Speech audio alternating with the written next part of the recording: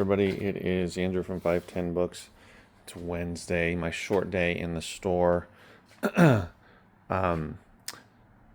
is it? Wednesday, the May 14th, 2025.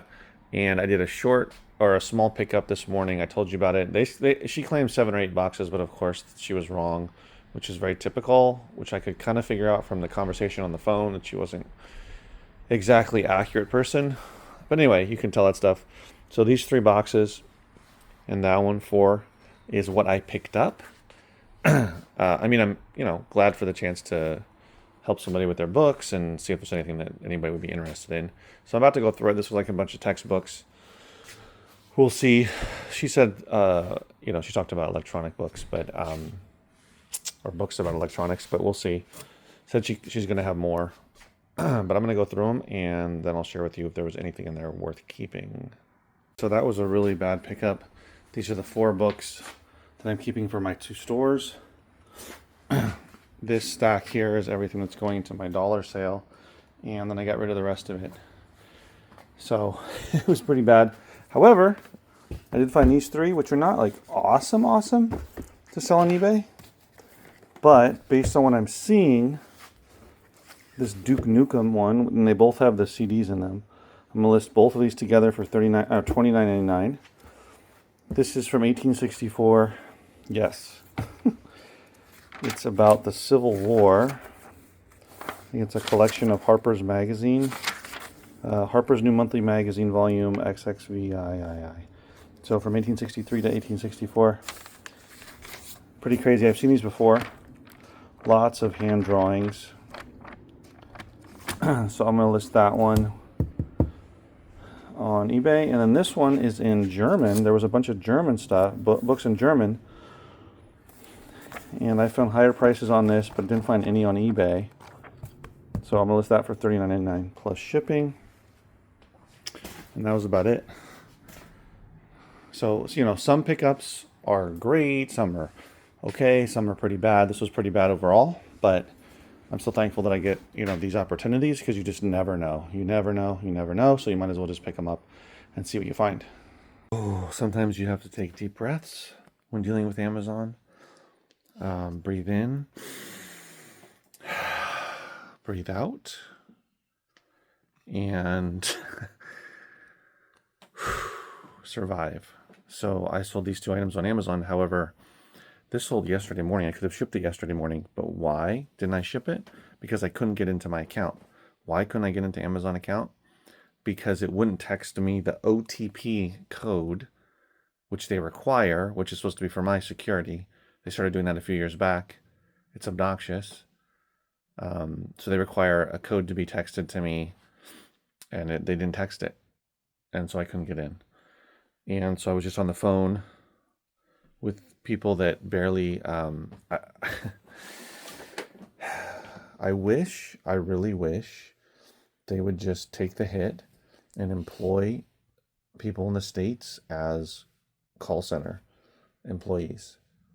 Pay more money, take less profit, so that sellers and customers can talk to somebody in a quick, efficient manner and not get frustrated, and be able to properly communicate back and forth. That's all I'm going to say.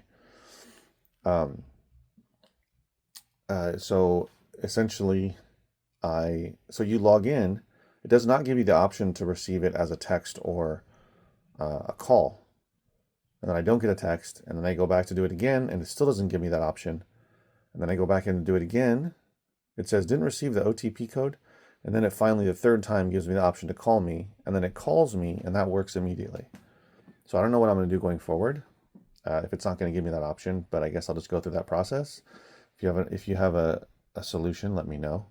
So I sold this on Amazon called On Politics for $34. I listed it for $80, but thanks to the stupidity of Amazon that allows repricing, I had to bring it all the way down to $34. So bravo, Amazon, bravo. This one I sold for $19.99. The Prophet Harris. So those are the 2 I sold on Amazon. Now on eBay, it's super smooth. You just log into your account. You don't need a code. And I sold these 4 items. So This is a very old, or this is a book that took a long time to sell. It sold for $13 and change, 13.20 plus shipping. I don't remember how I got it, but it's been listed for at least a couple years. This one I just listed like 2 days ago, 3 days ago. E. Stanley Jones wrote both of these books. This one is probably from the 30s. This one does not have a date, but it's probably from a long time ago as well. One of them is called The Way. One of them is called Abundant Living. It only sold, I took an offer of, what was it? $15.99. I listed it for $21.99, but it sold right away. And so again, you know, if they have the same author, bundle them together, price it competitively, and you can make a sale. If you remember, I sold this book, and then the person said it had one little mark, which I don't even know if, oh, there it is. Did you see it? They returned it because there was one mark on one page. I don't know what these are called. It's marginalia, but there's like a line there highlighting those sentences. And that was the only thing that caused them to return it. But you know what? I sold it for $48 instead of $45 this time, and it sold within a couple days of relisting it. That's a book to look out for sure. And then this one, by the way, did I say that it's Thursday? It's Thursday.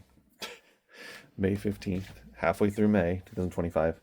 This one I've had listed for a long time. It's super rare. Around the World on a Catch by Ray Kaufman, Hurricane's Wake. Yes, I listed it for $200, but I sold it for $88. Free shipping, unfortunately. I hadn't changed it to charge shipping, but $88. So if you come across that one, it's super rare. It takes a while to sell, but it's definitely a good sale. So Amazon will really test you, and eBay is a calm place. If you're willing to navigate the nonsense of Amazon and, you know, list something for $80 and then end up selling it for $34, just because there's machines or software repricing constantly, instead of it being about, you know, what the item looks like, the condition, it's just about the price. So I recommend selling on eBay. It's pretty crazy, but I finished finally. I can't believe it took this long. Finished going through all of those boxes. Those are all records. That's separate. Going through all those boxes, 20 boxes of books. Those were some big boxes. They were full of a lot of books. And there was some cassette tapes, CDs as well, which I, finished going through. Oh, I just realized I still have those to go through at the bottom. That's okay. Anyway, that sucks. But I put some books down there because I was going to see if there was more of them. So I still have to do that, but that's okay. Now I'm not as excited. Oh well. But I did find all of this stuff, the non-book items, and I already listed everything you see on the table. So CD lot, big CD lot, individual tapes, Keith Green, box sets, and that Grateful Dead set. So I've never come across these Keith Greens before, nor this Grateful Dead. It's called Built to Last. There's literally a deck of cards in here. It even still has the little sticker, but obviously it doesn't work anymore. This is from 1989. So it's got one CD and a deck of cards that has the Grateful Dead on it. They are really, I'm telling you, they were really good at merchandising. Amazing. The variety of stuff I've come across that has been Grateful Dead items is impressive. So that one I listed for like 40, what is it? $45. Turns out it's, you know, pretty unique. There's not very many copies of it, at least not on eBay. I only found a couple of copies of the full box set. Some people have the CDs that are in there of Keith Green. He was a contemporary Christian music singer, 70s and 80s. He died 28 years old in a plane crash. But so he has limited music. So anyway, so I'm going to see how this goes. But this is volume 1 and 2 of both of those sets. And then this is So these CDs are from a magazine called Mojo, which is a British magazine that each issue would have a CD sampler. So there's 21 of them here. And then this one over here is from a music magazine called Uncut, which is still around, believe it or not. You can go to their website and they still have their magazine. But this was an incredible amount, 144 individual CDs. I made a giant lot here. I saw one that sold for $100 plus shipping that was 95 CDs. So I have 50 more CDs. And we'll see. We'll see if I get what I'm asking. I'm asking 150 for it. If it ends up selling for 125, $100, that's still great. This is all from donations. And then I came across some rare cassette tapes. We have Creedence Clearwater Revival here. All of these I'm listing for $30 or more. This is called Mardi Gras. And then this one it doesn't look like it, but it's the Kinks. You can read it right there, the Kinks.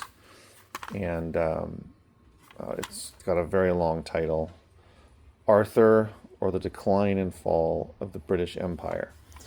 So that one on the list for $30. This one is a punk new wave, our punk band called Joy Division, Substance. Turns out this is really rare. List that for $40. And then the last one is the Velvet Underground and Nico, produced by Andy Warhol.